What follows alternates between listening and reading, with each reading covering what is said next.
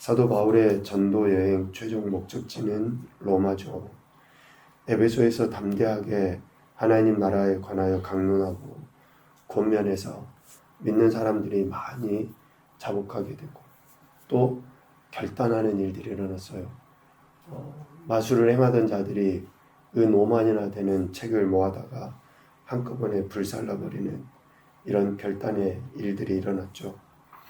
이런 일들이 있은 이후에 바울은 마게도냐와 아가야를 거쳐 예루살렘에 가려 했습니다.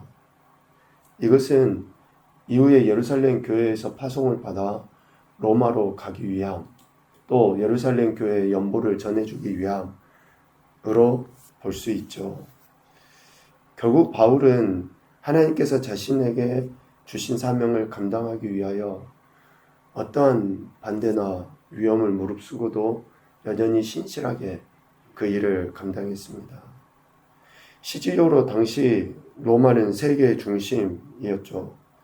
그곳에 복음이신 예수 그리스도를 증거할 목적을 가지고 바울은 로마를 향해 여러 전도 여행지를 거쳐서 그렇게 로마로 가려 한 것입니다.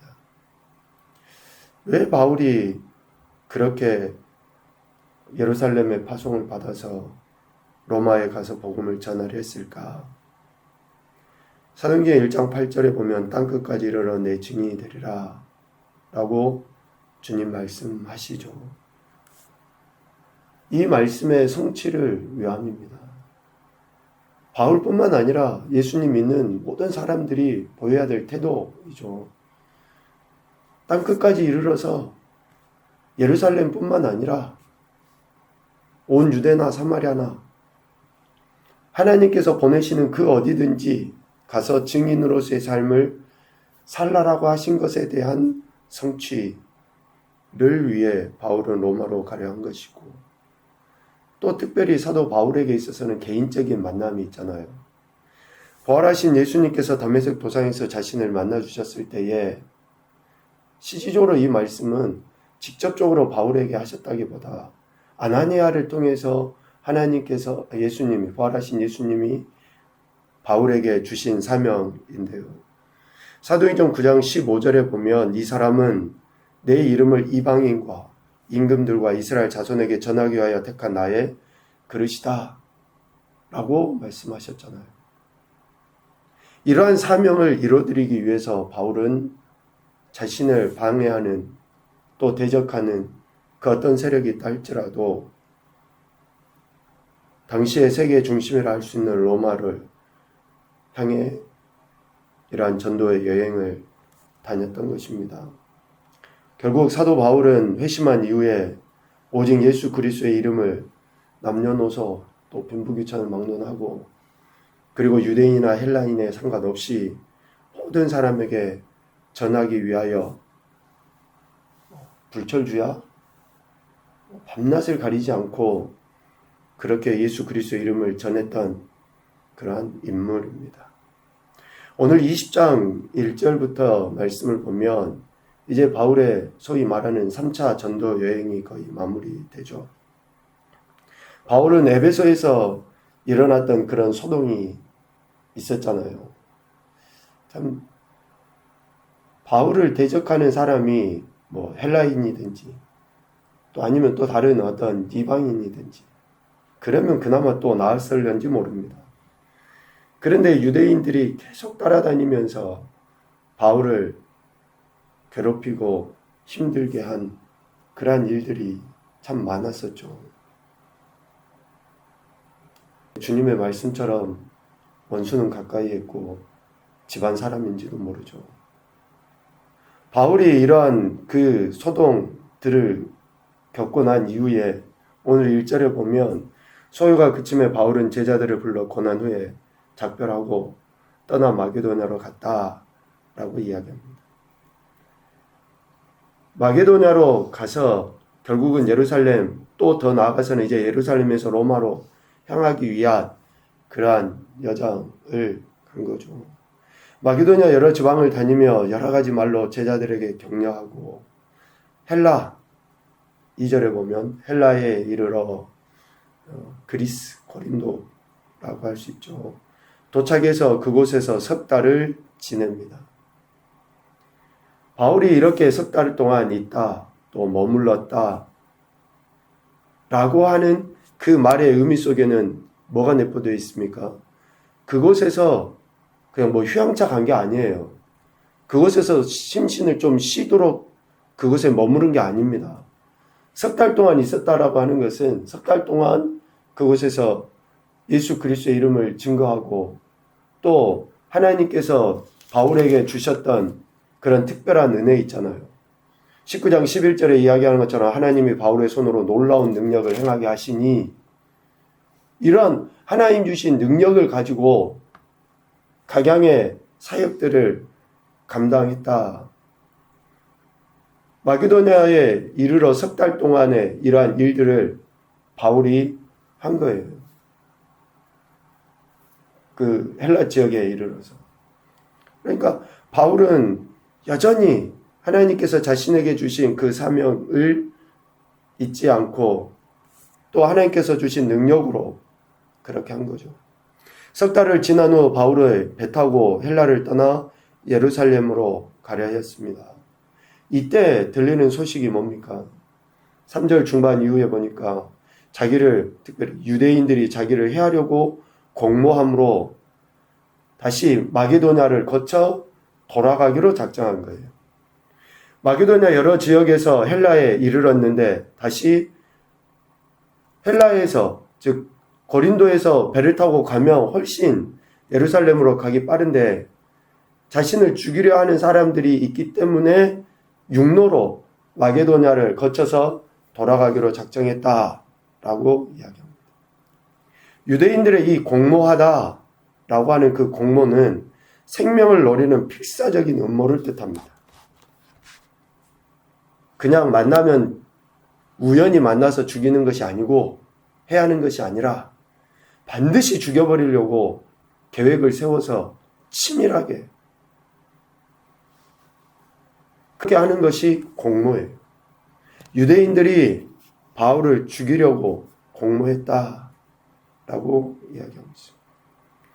유대인들은 바울이 전한 복음을 거부할 뿐만 아니라 그 복음을 전한 바울을 필사적으로 죽이기로 의도적으로 계획하고 작정했다라는 거예요. 그래서 바울은 자신을 해하려는 사람들, 이런 공모를 하고 있는 유대인들을 피해 배 타고 수리아로 가지 아니하고 육로를 통해서 마게도냐를 거쳐 예루살렘, 수리아로 가려고 한 것입니다. 자신을 죽이려는 사람들에 대한 두려움이 아니에요. 자기 생명을 부지하기 위해서 그 사람들을 피해 그 사람들을 만나면 죽으니까 피한 게 아닙니다. 바울의 복음 증거함에 있어서의 기준은 뭡니까? 20장 24절에 보면 내가 달려갈 길과 주 예수께 받은 사명 곧 하나님의 은혜의 복음을 증언하는 일을 마치려 하면은 나의 생명조차 조금도 귀한 것으로 여기지 아니한다. 이것이 바울의 복음 증거의 기준이에요. 자기 생명 아끼고 부지하기 위해서 배 타고 가는 길을 포기하고 그들을 피해서 육로로 간 게 아닙니다. 소위 이야기하잖아요. 흔히들 무서워서 피합니까? 아니에요. 그들의 영혼에 대한 안타까움, 또 하나님께서 자신에게 주신 그 뜻하신 바를 이루기까지 그런 지혜를 발휘해서 한 거죠. 이렇게 바울은 예루살렘을 향해 나아가죠. 7절부터 16절까지 말씀해 보면 그 여정들이 잘 나와 있습니다. 바울은 자신을 해하려는 사람들을 피해 육로로 마게도냐를 거쳐 수리아 즉 예루살렘으로 향하였고 베레아 사람 브로의 아들 소바도와 데살로니가 사람 아리스타고 세군도 그리고 더베 사람 가이오 또 디모데 아시아 사람 두기과 드로비모가 먼저 드로아에 도착하도록 바울은 그들을 먼저 보내죠. 그리고 그 이후에 바울이 도착했을 때 먼저 드로아에 있었던 이 제자들이 바울을 맞이하게 됩니다. 드로아에 도착한 바울은 이래 동안 머물면서 그들에게 강론합니다. 석 달 동안 있다가 또 이래 동안 머물다가 앞서 이야기한 것처럼 바울의 이러한 머문 또 있었던 그러한 그 시간들은 오직 하나님 말씀, 복음을 증거하는 시간들이었죠. 드로아에 도착한 바울은 이래 동안 머물면서 그들에게 하나님 나라에 대해서 강론합니다. 7절 전반부에 보면 그 주간의 첫날 곧 안식일 다음날 떡을 때려 모였다라고 이야기해요. 또 하반부에 보면 이튿날 떠나기로 되어 있어 밤중까지 계속 강론하였다. 밤중까지 계속 강론할 때 사건이 일어나죠. 윗다락에 모여 있었는데 유두고로 하는 청년이 창에 걸터 앉아있다가 바울의 강론이 오래되고 길어지니까 졸음을 이기지 못하고 깊이 좁니다. 그래서 3층에서 떨어지는 일이 생겨요. 떨어져 죽게 되죠.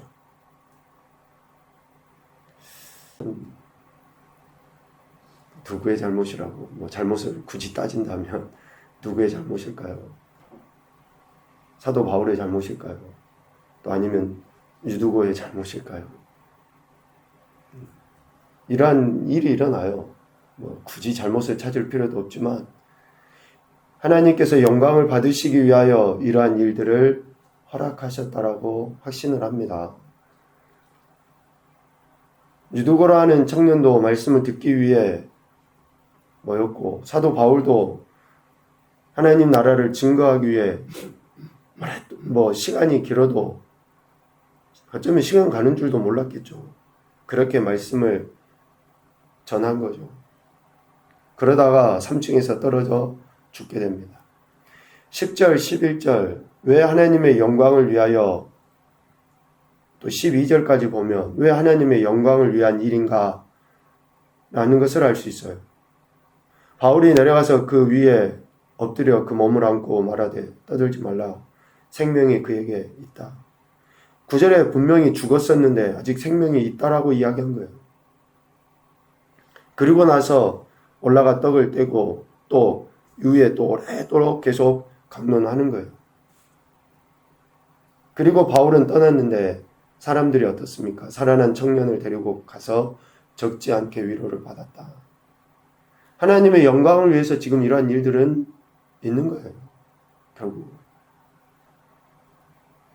실질적으로 바울이 이렇게 복음을 증거하며 행했던 그런 모든 일들 또 예루살렘으로 가려고 하는 그 이유 이것은 오직 예수 그리스도 주님 때문에 그런 거예요. 복음을 드러내고 하나님의 영광을 나타내기 위해서 바울의 이러한 모든 일정과 또 사역들이 주어지게 됐고 이루어지게 된 것이다 라는 거죠. 저와 여러분이 신앙생활을 하면서 목적이 뭡니까? 뭐 때문에 신앙생활을 하는 거예요? 우리가 예수님 믿는다고 하는데 그 믿는 이유가 뭐냐고요? 죽어서 천국 가는 거예요? 그것 때문에 신앙생활 하십니까? 바울이 그렇게 이야기하고 강조한 것처럼 오직 우리가 하나님의 영광을 위해서 행해야 되는 거 아닙니까? 먹을 때도 마실 때도 숨 쉴 때도 우리가 하나님의 영광을 위해서 하나님의 복음이 나같이 미천한 인생을 통해 증거되고 나타나도록 하나님께서 구원하셨으면 그를 위해서 행해야 되는 것 아니냐고요. 그게 신앙생활 아닙니까? 여전히 내 문제나 여전히 내 상황에 함몰되어 가지고 나밖에 보지 못하는 그래서 하나님이 기대하시고 바라셔서 우리 신앙의 여정 속에 주셨던 그 엄청난 은혜들을 다 사장시켜버리는 그러한 안타까운 모습을 보여서는 결코 안 되는 거죠. 바울이 이렇게 오랫동안 강론하면서도 여전히 그들에게 하고자 했던 이야기, 또 이러한 기적을 통해서 드러내고자 했던 것은 오직 하나님의 영광 아닙니까?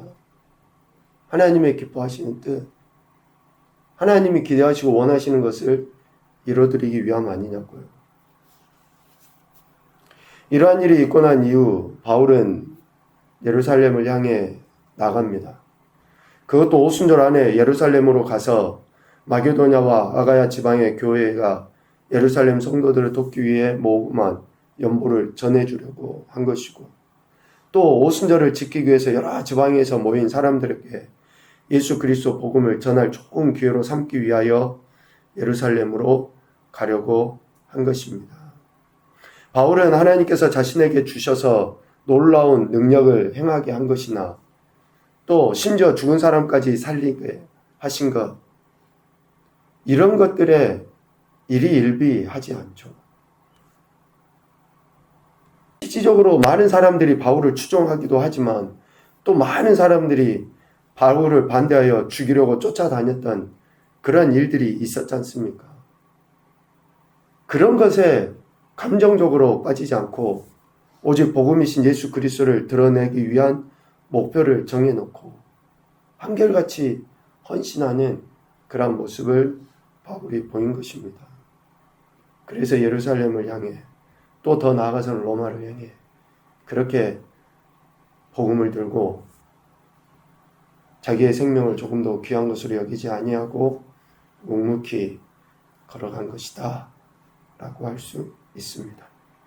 첫 번째 교훈입니다. 하나님께서 주신 사명을 이루기 위해 지혜를 발휘해야 한다.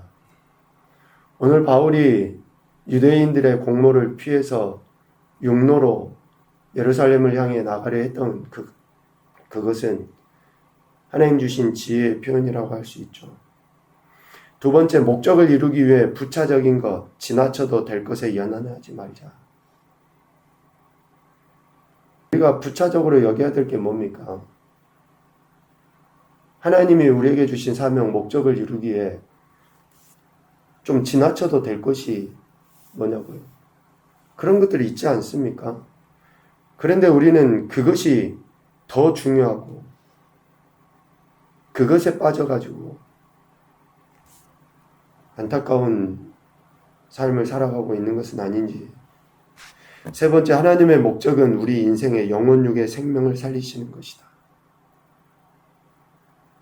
하나님의 목적은 우리 인생의 영혼육을 살리시는 거예요. 그래서 말씀도 하셨고, 말씀에 순종하는 자들에게 약속하신 은혜들을 베풀어 주시고, 소위 영혼이 잘 되면 범사가 잘 되게 돼 있어요.